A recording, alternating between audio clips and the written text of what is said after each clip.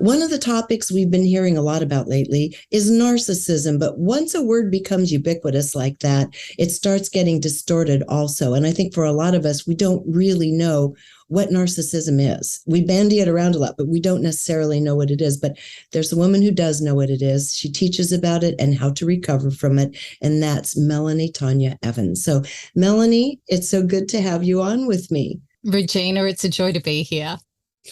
Yeah, so I wanted to find out, I when I learned about this, so many people in different age groups and women, it seems like this is something that's becoming quite a thing.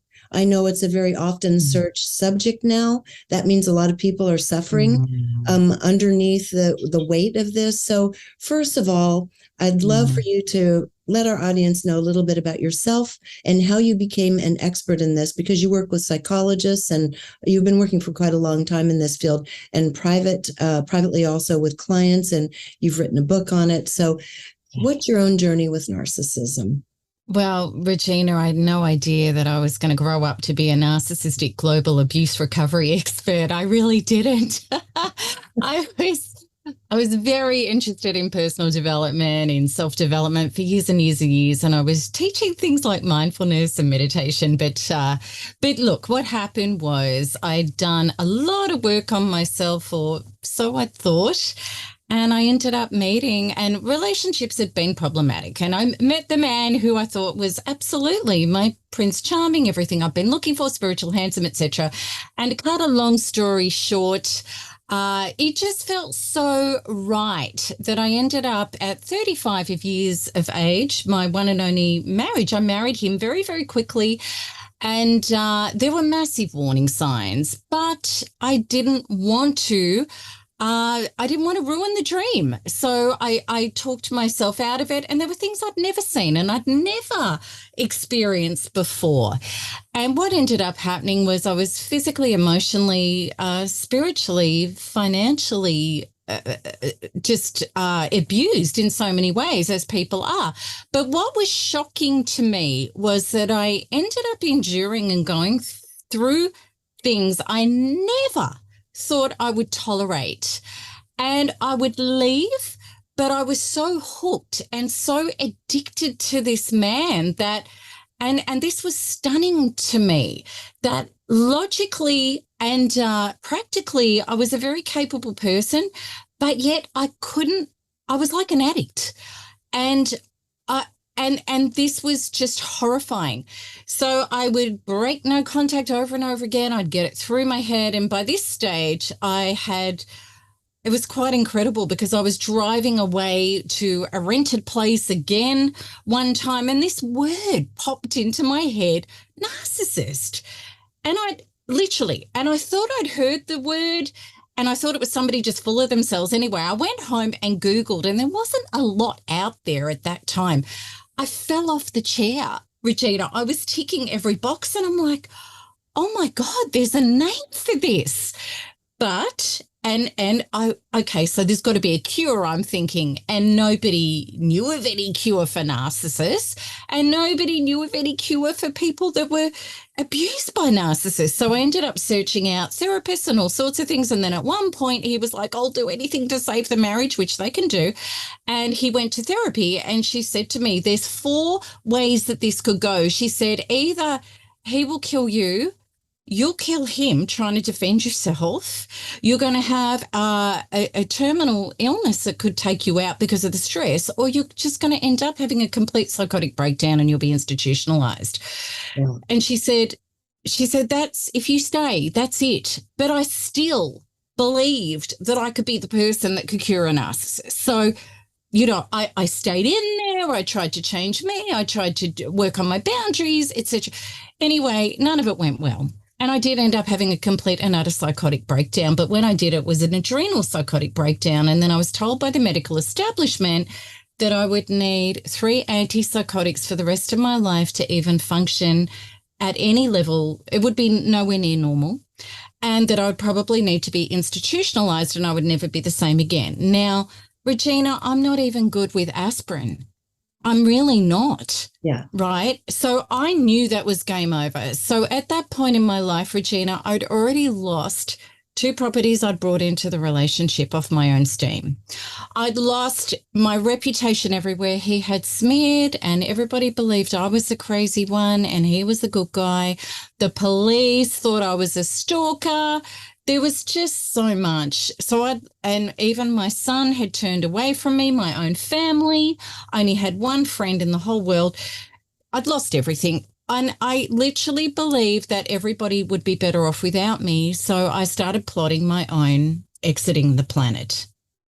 And I was serious about it because I thought it was game over. And I was, at that point, I had to take an antipsychotic to stop having these psychotic episodes. And anyway, I'm lying on my bed and I'm thinking and I was on suicide watch. And I'm thinking, how do I do this? In the kindest way to everybody possible. And this voice in my head said, no, there's another way. And it persisted, and I'm arguing, and I thought it was my madness, and I thought it was a drug. So anyway, I went to my bathroom. I put my hands up, I hit the floor, and I just screamed, help me, because I completely surrendered. There was nothing else to do. This voice, this presence entered me in the most startling clarity of my entire life. And it spoke to me, and it showed me that what was happening was him reflecting back to me what I'd never actually healed. And the way he spoke to me was the way that I spoke to myself. The way that he would scream at me was the incredible conditional love that I did to myself, and so on and so on and so on. And this catapulted me into a vision in the future where I saw and felt myself thriving, free, open cells, empowered, confident, no fear. And I'd never felt that my entire life, Regina, in this vision in the future. And the voice said to me, you can have this if you learn to heal this from the inside out. And we're going to show you if you choose this mission. And they said, you can leave and come back and do this again, or you can stay and you can get this done. And I chose in that moment, my spirit chose, all right, I'm going to sign up to save my soul. And I came back into my emaciated body. I was a walking skeleton. My hair had fallen out in clumps. I shook, I sweated. I looked like I was 120 years old at that point. So I came back into that, and I wasn't healed, but it was just that I had known and felt this wasn't about him, and there was a way out of this. So my mobile, my cell phone, because I was still breaking no contact, I threw it in the bin. It got taken away by the garbage truck, and that started an incredible 18-month journey where the synchronicities would come to me. The next day I went back and I talked my way out of antipsychotics, which was an absolute miracle that they let me do that, because I was a risk to myself and others, and they did. So divine intervention. And anyway, so on and so forth it went, and then I was healing with all sorts of things. I discovered theta healing. All of it was the subconscious stuff that was breaking me through, until it all led to a moment in time where I'd had enough of agoraphobia. I couldn't go out in public. I couldn't go shopping without getting people to do it for me, without feeling like I was going to be annihilated. I'm not safe in life or in my body.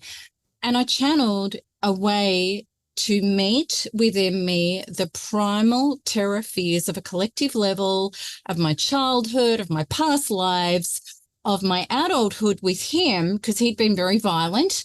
And I was able to find all of those traumas, release them, bring in source to replace them. And within 2 hours, I'd reset myself to feeling that empowered, safe, whole, and expanded in life that I'd never felt. And that was the end of my agoraphobia. And then you rejoined life basically after. I mean, I'm just listening to it kind of stunned, because first of all, there are people watching this who have been through this, and the other people who haven't been through this think, how is it even possible that someone could be hooked in so deeply to something so dysfunctional? I mean, most relationships have some kind of dysfunction, and some are violent. Yes. But what's the difference between kind of garden variety, someone's angry and violent, which is critical enough, and someone who is exactly narcissistic and harming you in these ways. So what are the hallmarks of narcissism? I have a lot of questions for you.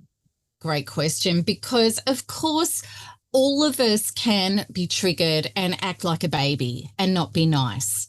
But there's but what happens with a person with a conscience who's not a narcissist is they're sorry for that. They take responsibility for that, and they realize that they don't want to destroy relationships around them and have them run with I'm superior, you're inferior. But what narcissists do, and the hallmark is they don't take durable responsibility. So if you get a sorry or if you get a promise of amends, it's usually when you're walking out the door, or it's out of 5 weeks of arguments and they finally capitulate. So they would rather be right than happy. And they're not interested. That's a big one. It's really big. And they don't validate your feelings. So if you go to a narcissist and you say, well, you know, you hit me, or you yelled at me, or you did something really selfish or nasty, well, it's all about them and they're the victim. They'll blame you for their behavior, even if the behavior is atrocious. Like I said in the beginning here, the word's so ubiquitous now that it's confusing to people, because one thing we're seeing a lot of is incredible self-absorption. And a lot of people Absolutely think that narcissism is self-absorption. Oh, they're such a narcissist, That's right? right. Well, it's much more than that, though, it sounds like. Self-absorption sounds kind of garden variety compared to actual diagnosed narcissism. What's the difference between those two? We think that people who are self-absorbed are just really full of themselves, but they're actually deeply insecure. So a narcissist is very, very deeply insecure. Now, how do you know that? Because they have massive defense mechanisms. So if you actually try to hold a narcissist accountable, or you give them even constructive criticism, any perceived criticism that goes against the narrative of who they would like to believe who they are, which is a false, fragile construct of who I would like to be, because deeply inwardly, I really don't like myself and I'm self-divorced from my inner being, and I've deemed it incapable and inadequate. So I've created this cartoon character of myself, a delusional false self of who I want to be. Now, if you challenge that narrative that I need to emotionally exist, well, then I'm going to attack you, because how dare you take down my ego construct or challenge it in any way?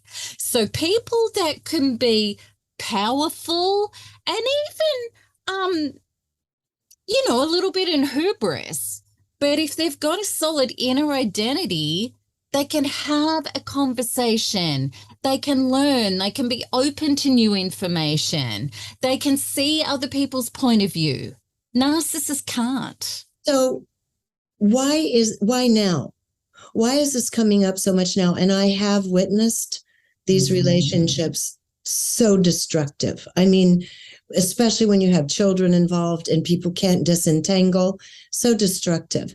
But why now? Has this always been going on and we just didn't have a name for it, or we weren't looking for it? Regina, it's hugely an acceleration, and the reason it is because we have an earthly construct which has been completely inverted.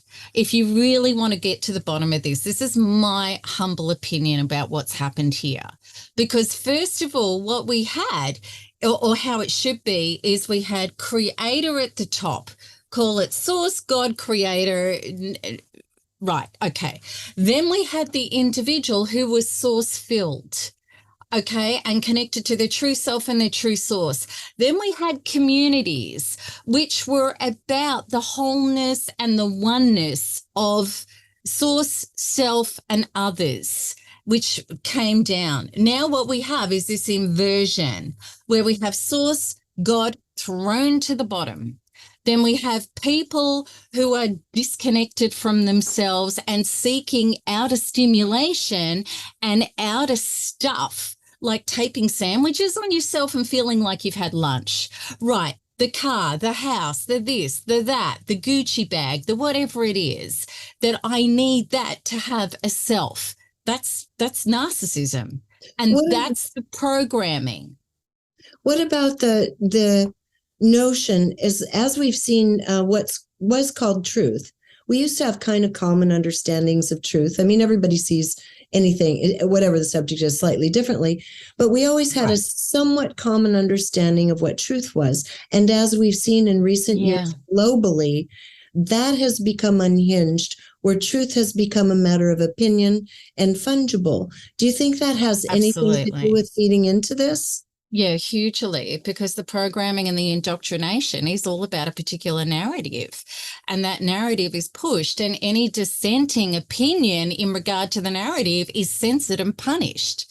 And that's exactly what narcissism is.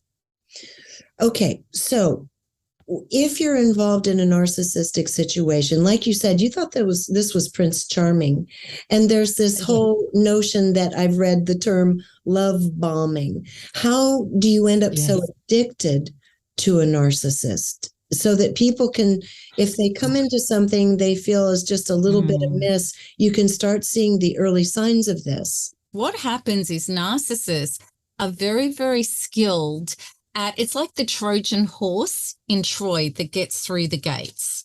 So what happens with a narcissist is they're very intuitively tuned, and they're very, very good at fact finding. So let's say, for example, you have a narcissist that's on a date with somebody.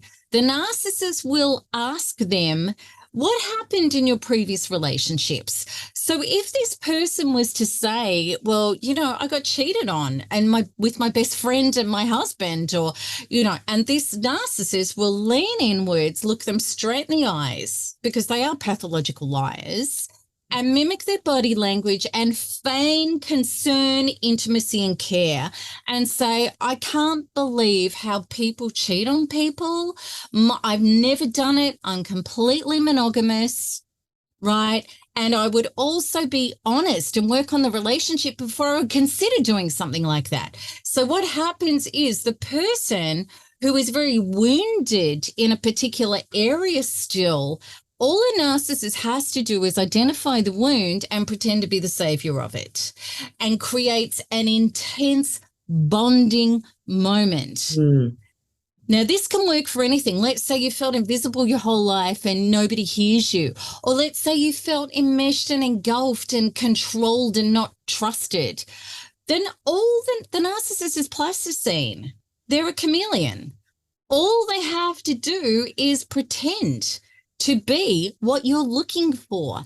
And then you feel like a man or a woman in a desert who's just found your oasis. So you feel like you've hit pay dirt. And this person gets in very quickly, and a narcissist needs to enmesh and ensnare narcissistic supply very, very quickly, because there's already stuff going on in their life. They're low on narcissistic supply. That's why they're on the hunt. They're a predator. Or they're already with somebody and the cracks are happening and that person's trying to hold them accountable, or they've siphoned them out and destroyed them, and they need new narcissistic supply. So they're like a crocodile looking for a new carcass to jump in onto. So they generally go quickly from one relationship to the next because it's like an energy supply? Correct. Pretty much, like I have an expression, they're already with the next person in the time it takes to boil an egg. Usually this person is already being set up on the side anyway, or they're just doing casual sex or mining people or whatever before, but it doesn't take long generally. It really doesn't. So what happens? So you're in this relationship, it's becoming abusive. You have to be able to see that this is happening. How does a narcissist keep you woven into it once you recognize something is terribly wrong? Why do people stay to the point where they're destroyed? It's trauma bonding, Regina, and it gets back to that original wound of I'm cheated on, I'm ignored, I'm invalidated, I'm enmeshed with, I'm controlled. Okay, because what happens is we've got some big, deep subconscious plays going on in here. And that's really the basis of relationship, is not what we're thinking or we're even trying to do. It's what's going on in our beingness. So the narcissist, let's just use the example of the monogamy person. So you think, oh my God, I've got the most monogamous relationship going on. So the narcissist, so they think, I'm home, I'm safe, thank God. Here I am, this is perfect. So you've already got that construct, which you're going to project onto that person. This is my one and only. Then what happens is this person, the narcissist, will start striking you at that wound. Maybe they start flirting. Maybe they start hiding their phone. Chances are they are absolutely going to be somebody who's not monogamous. They're just not. So you start sensing things that are not right. You start panicking, thinking that you're losing the dream. Plus, you're already getting this old wound ripped open again. But really what's happening is we're attached. We are not self-defined. We're outer-defined. So we're trying to get the narcissist to return to being the savior of our wound. And really, unconsciously, what's going on is can you, whoever the original person is, the father, the past lives, what's in your genetic history, can you please do it differently this time? Can you please do it differently this time? So we get smashed to the point of, and I've seen it time and time again, women that are running and men running this program, the narcissist could have played up on them 30 times in their face and they still can't let go because you are trauma bonded to this person trying to force them to do it differently this time. So another phenomena that's really picking up is a lot more women are occupying this role. And I've heard you say that it appears there's some kind of getting even going on, perhaps. What is this all about when the women are now bringing the men in and destroying their lives? Well, I really believe, Regina, that narcissism is not gender specific at all. There are a lot of narcissistic women and they've been brought up in families with narcissists or they've been over entitled. And again, really it is the destruction of the inner self. And I'm going to create a false construct to get what I want. But yes, of course, there is a lot of man hating out there, but there's also a lot of woman hating out there as well. Indeed. So now what happens in the case of someone who has gotten deeply enough involved? You start a family and you have a narcissist parent. What happens to the kids? Do the kids ever really recover from that? What happens? The kids recover if you have one of the parents who actually gets to heal themselves and lead the way and come out of this. A lot of people will say, both of my parents were narcissists. I don't agree with that at all. What I believe, narcissists don't get together and create a relationship with the glue that will hold together.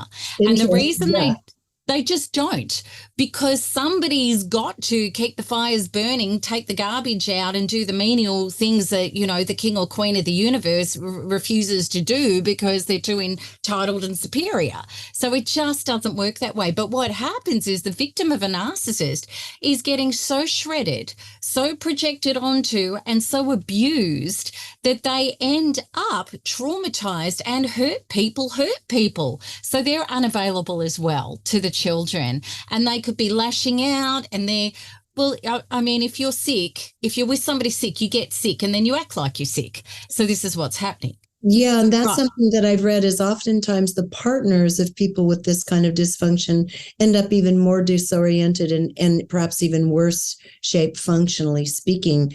Is that accurate? It really is. And when I've worked with healing adults who have come from narcissistic, codependent, traumatized backgrounds, they're actually the most messed up, because what happens is the traumatized parent is trying to fix them and overcompensate and is a complete and utter mess. They're trying to rescue the traumatized parent. They're dealing with either being the scapegoat child or the golden child. And the golden child is the one that's most likely to become narcissistic. Most of the people are the scapegoated child. They're the sensitive. They're trying to save the traumatized parent who is often very sick. They've got a narcissistic parent And when we dig deep into the wounding and the healing and we really get the liberation, there is just as many shifts that need to be done in regard to the traumatized parent. Why didn't you stand up? Why didn't you respect yourself? Why didn't you teach me self-worth and self-value? Why didn't you leave for all of us? And why did you allow yourself to be destroyed while we were being destroyed? There's a lot of wounding around that. Yeah. Yeah, I can imagine. I hope you're enjoying this video, because if you are, there are dozens more like it on my site, all supported by people like you. So if you'd like to keep this work rolling in and join our community, just click on the Patreon button at reginameredith.com. That also gives you access to insider commentary, my live book club, and other live events with special guests. So join in. Thanks. You said one of the things that allows this to happen is a narcissist generally works pretty quickly. They want to get you in quickly. So you have to see the buy-in. You have to be on board with saying, "Oh God, I love you. I'm all in. You're the most perfect person I've ever met." So this whole notion of rushing into things seems to be really critical, right? It's huge, Regina. And another expression I say to people is I used to take more time to assess a pair of shoes than I did a love partner. Now, I'm just being honest, because with the shoes, I'd say, look, they're really pretty and they fit, but are my feet going to hurt after 6 hours of dancing, right? Whereas with him, I'd be like, he's spiritual, he's handsome, he's got broad shoulders, he looks like he's got it going on, he's into me, that's enough. And it's so interesting now, and I just did a beautiful Dating Thriver boot camp, quantum boot camping group, and I teach people that absolutely you have to know your values and your truths, and there are fundamental things in a relationship that are important: honesty, kindness, care, solution building, the ability to be a team, the ability to hear a no and say a no, and all of these things. And they're actually just nice, decent people. We're not asking people to fly to the moon, but we didn't learn this stuff, we didn't know it, and we also didn't know how to take our time before an exclusivity situation, how to multiple date, to meet people, to know, to refine your choices, how to say no, and as I say, keep your knickers on. Like, I'm really being serious about that. That's just, and how, because a narcissist is not going to pass the sniff test. Because think of a wild beast in the jungle. It needs to hit the injured antelope, the injured gazelle at the edge of the pack and take it down very quickly. It cannot use more energy to get the kill than it's going to get from eating it. And they are predators. They're empty beings. They're like a black hole. They need to secure supply very quickly, and they will pick their targets, find out if it's a target, and they will target and get the Trojan horse in through the gates very quickly. And if they don't, they have to move on.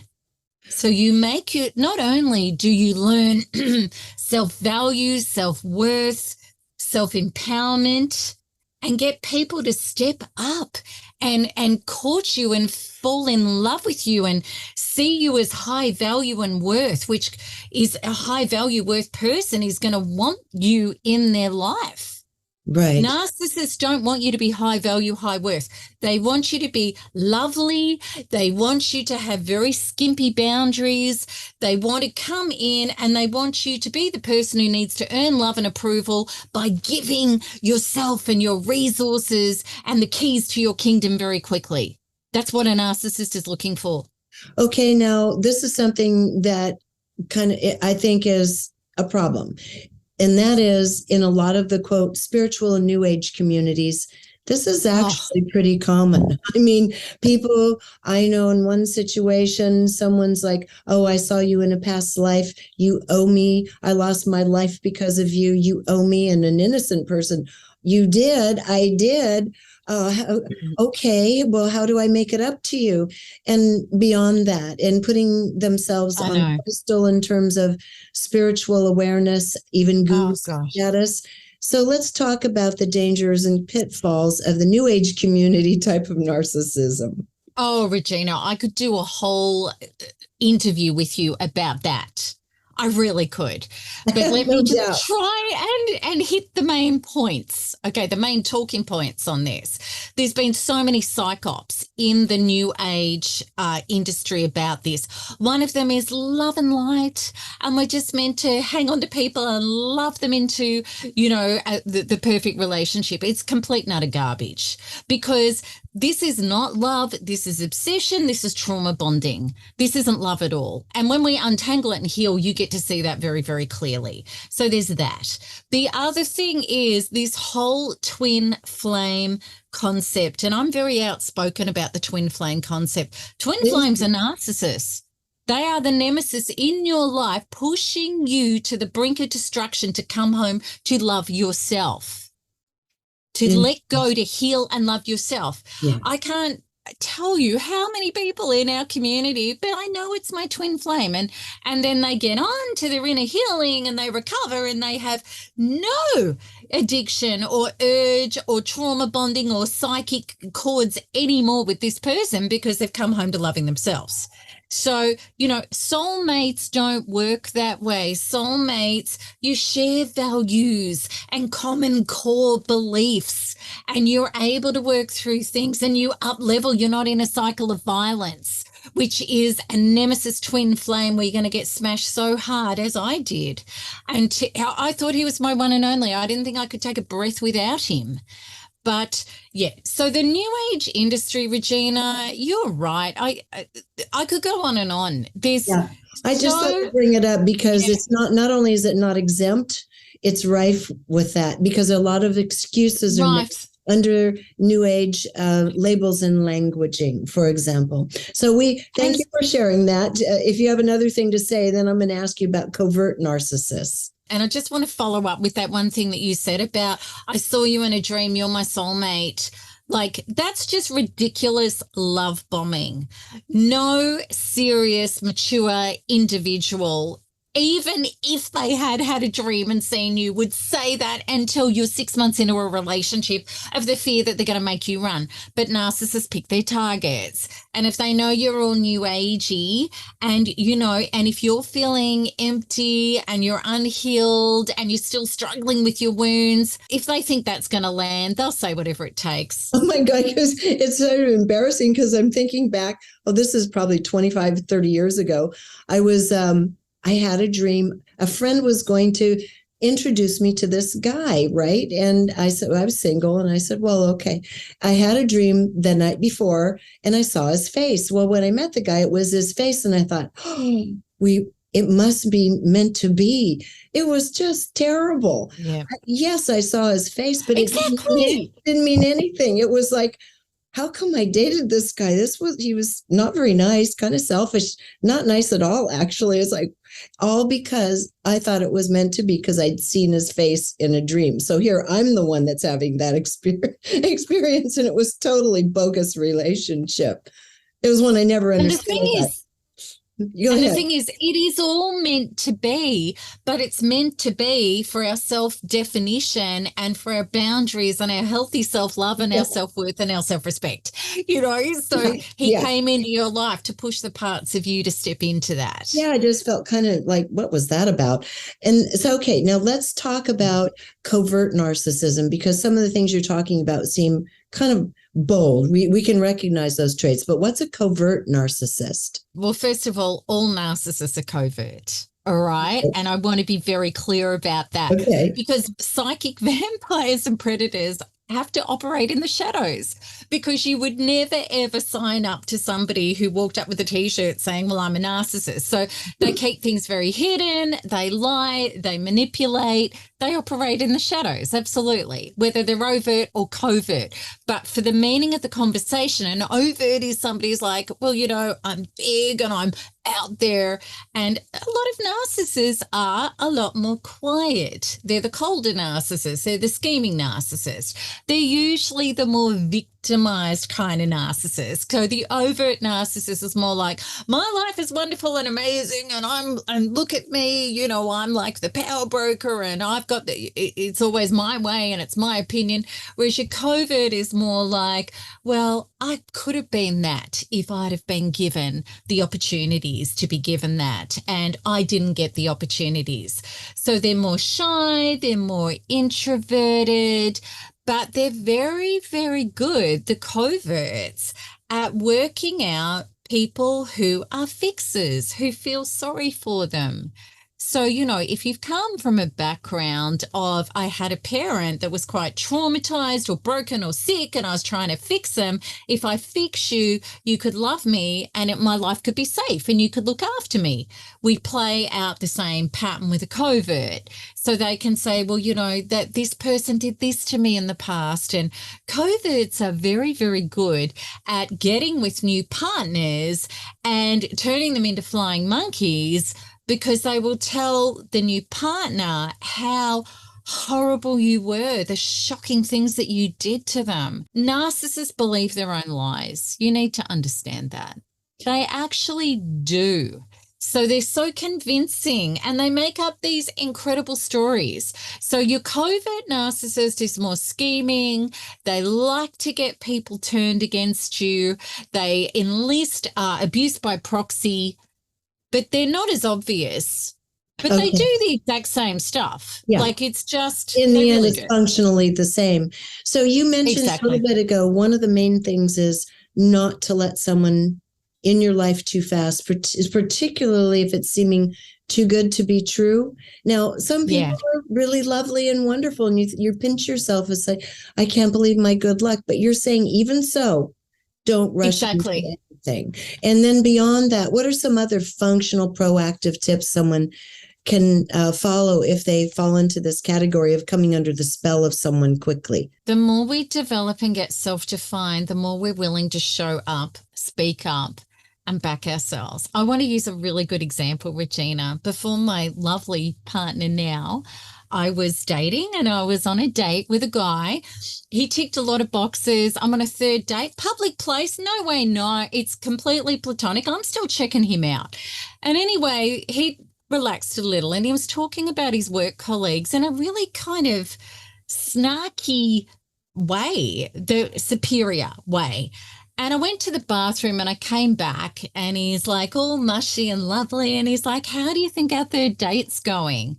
And I was honest. I said, actually, the way that you talked about your work colleagues, I found it to be quite demeaning. Now, what happened was his mushy went ashen. He hit the table and he's like, how dare you speak to me like that? Our date is over.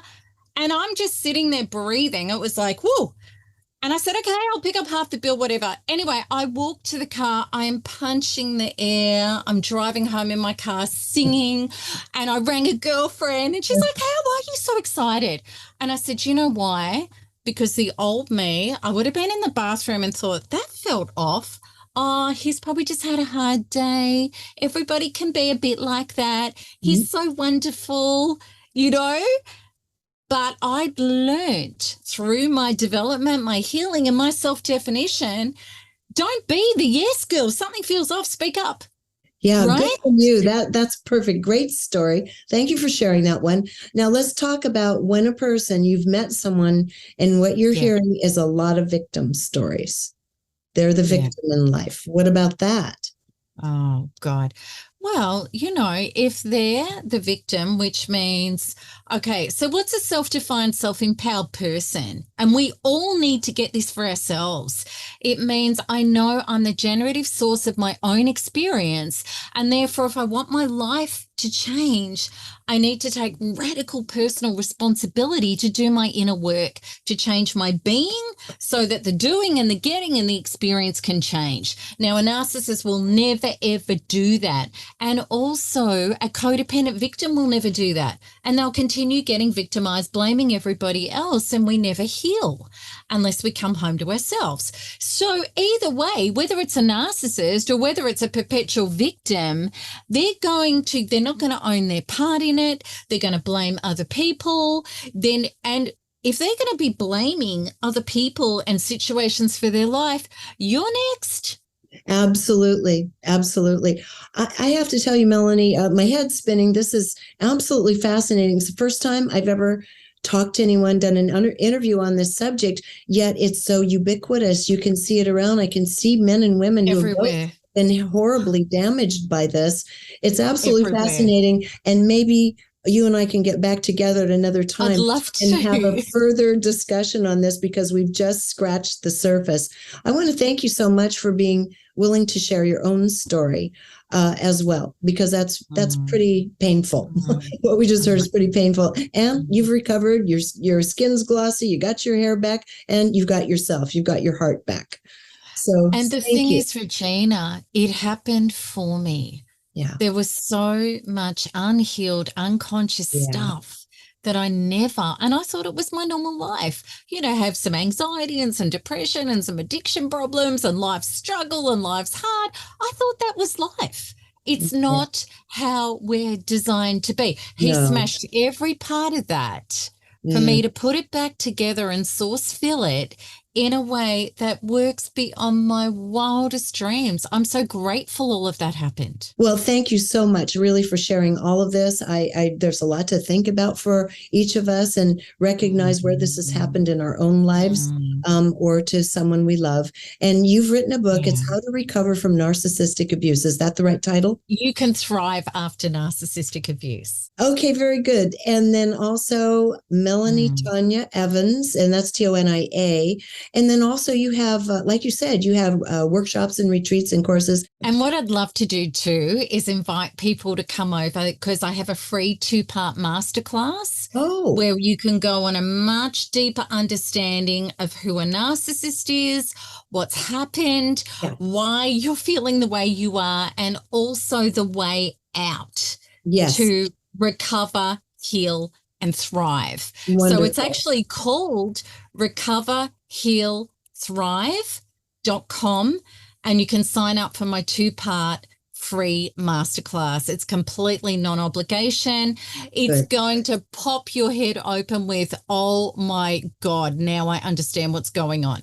I love that you're so just free and open and outspoken and honest about all of it. Thank you. So I understand now why so many people are into your work. You got a lot of followers out there. So anyway, Melanie, thank you so much for taking the time, early morning your time, evening my time, and we will meet again soon. Thank you so much for taking the time to do this. Thank you, Regina. Okay, everybody. Again, you can go to her site, which is MelanieToniaEvans.com. Find out about the workshop she's talking about, find out about her book. And also there are tons of videos out there that she has that speak about very specific elements of being in an abusive narcissistic relationship. Until next time, thank you for joining us here on ReginaMeredith.com. If you enjoyed this video, be sure to subscribe to my YouTube channel. And you might also want to consider joining Patreon, which allows me to keep all of this content free and available to everyone. And if you're looking for like-minded souls, you might also enjoy my online community called Our Neighborhood. Links to join are in the description.